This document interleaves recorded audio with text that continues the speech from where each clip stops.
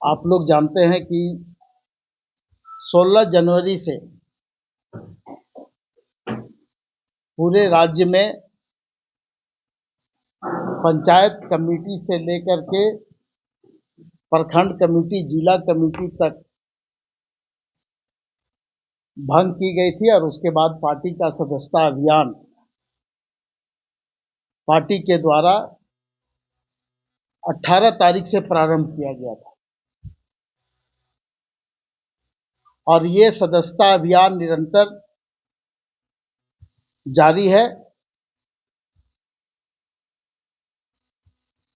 और साथ ही साथ पंचायत कमेटी, प्रखंड कमेटी और जिला कमेटी का गठन भी प्रारंभ किया गया है। और मैं ये बातें इसलिए आपके समक्ष रख रहा हूं कि आप लोगों को भी पता है कि पार्टी का महाधिवेशन संपन्न होने वाला है और उस महाधिवेशन के पहले जो सांगठनिक प्रक्रिया होती है उस प्रक्रिया को पार्टी के द्वारा अपनाया जाता है और उसी प्रक्रिया के तहत पार्टी का सदस्यता अभियान, जिसका लक्ष्य इस बार हम लोगों ने 60 लाख रखा है। पिछली बार सदस्यता अभियान का लक्ष्य 50 लाख था। उस लक्ष्य को हम लोगों ने प्राप्त किया और इस बार पार्टी के कार्यकर्ताओं के उत्साह को देखते हुए राज्य में विधानसभा के चुनाव में झारखंड मुक्ति मोर्चा और गठबंधन को जिस तरह का सहयोग इस राज्य के लोगों ने दिया, आशीर्वाद दिया, प्यार दिया, उसको देखते हुए इस बार का लक्ष्य 60 लाख रखा गया है और हम लोगों को पूरा विश्वास है कि हम लोग उस लक्ष्य को प्राप्त कर लेंगे। और पार्टी का जो संगठनिक हमारा स्वरूप है, पंचायत कमेटी, प्रखंड कमेटी, जिला कमेटी, उन कमेटियों का गठन करके हम पार्टी के महाधिवेशन को संपन्न कर पाएंगे, जो 13वां महाधिवेशन होगा पार्टी का और उसकी तारीख रखी गई है 14 और 15 अप्रैल और उसका स्थान होगा रांची के खेल गांव स्थित हरिवंश टाना भगत इंडोर स्टेडियम में। ये पार्टी का महाधिवेशन संपन्न होना है। जैसा कि आप लोग जानते हैं कि 14 अप्रैल बाबा साहब का जयंती है और उस जयंती के अवसर पर ही पार्टी महाधिवेशन की शुरुआत करेगी। इस महाधिवेशन में जो प्रतिनिधि भाग लेते हैं, पंचायत, प्रखंड और जिला स्तर पे जो प्रतिनिधि भाग लेंगे इस महाधिवेशन में,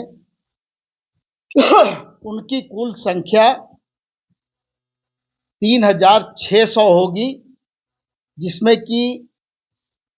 झारखंड के साथ साथ अन्य राज्य जहां पर पार्टी का संगठन है, जैसे उड़ीसा, बिहार, पश्चिम बंगाल, असम, छत्तीसगढ़ और तमिलनाडु, जहां पर पार्टी का संगठनिक ढांचा है, संगठनिक स्वरूप है, वहां से भी महाधिवेशन में प्रतिनिधि भाग लेंगे। इन सारे को मिलाकर के 3600 प्रतिनिधि इस महाधिवेशन में भाग लेंगे। उसके अलावा 3600 प्रतिनिधियों के अलावा जो केंद्रीय समिति के सदस्य होते हैं, वो स्वतः प्रतिनिधि के रूप में उस महाधिवेशन में भाग लेते हैं और केंद्रीय समिति जब महाधिवेशन प्रारंभ हो जाता है उस समय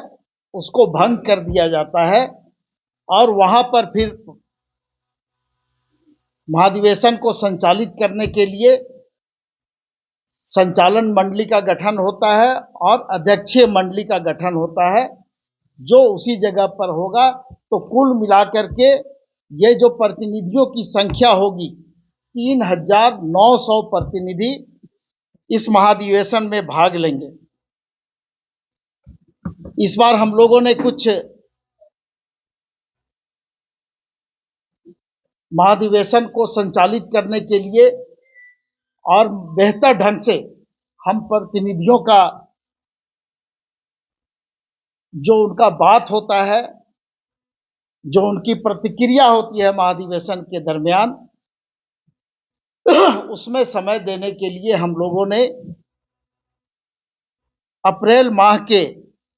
प्रथम सप्ताह में जो प्रतिनिधियों का जो रजिस्ट्रेशन होता है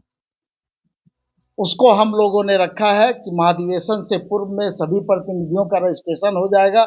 उनका जो शुल्क जमा किया जाता है वो जमा हो जाएगा और उसके बाद में जब वो प्रतिनिधि महाधिवेशन में भाग लेने के लिए आएंगे तो उनको एक अच्छा सिस्टमेटिक माहौल वहां पर देने का पार्टी के तरफ से प्रयास किया गया। संगठनिक कार्यों के जो निष्पादन अभी चल रहे हैं और जो सदस्यता अभियान अभी हम लोगों का जारी है, वो सदस्यता अभियान और संगठनिक जो कार्यक्रम है पंचायत कमेटी, प्रखंड कमेटी, जिला कमेटी के और नगर महानगर कमेटी के गठन से संबंधित,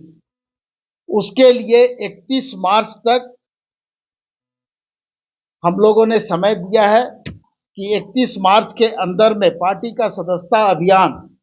और जो पंचायत, प्रखंड, जिला, महानगर और नगर का जो गठन करना है वो प्रक्रिया हम लोगों को पूरा कर लेना है। और उसके बाद फिर 15 अप्रैल के बाद से हमारा पुनः पार्टी का सदस्यता अभियान प्रारंभ हो जाएगा। तो ये सारी चीजें आप लोगों के समक्ष हम लोगों ने रखी है ताकि आप लोगों के माध्यम से जो हमारे पार्टी के सदस्य हैं, जो प्रतिनिधि हमारे होंगे उन तक ये बातें पहुंच पाए और आप लोगों के अंदर भी उत्सुकता थी। पार्टी महाधिवेशन को लेकर के अलग अलग सवाल हम लोगों से किए जाते थे, तो उसको भी हम लोगों ने दूर करने का प्रयास किया है। और अगर विस्तार से इस पर हम लोग कुछ बताना चाहेंगे तो वो महाधिवेशन से पहले आप लोगों को हम लोग बुला करके और महाधिवेशन किस तरह से संपन्न होगा, कौन कौन सी उसमें कमेटियां बनती है, किस तरह से उसको संचालित हम लोग आगे कर पाएंगे, ये सारी चीजें आप लोगों के सामने हम लोग रख पाएंगे। बहुत बहुत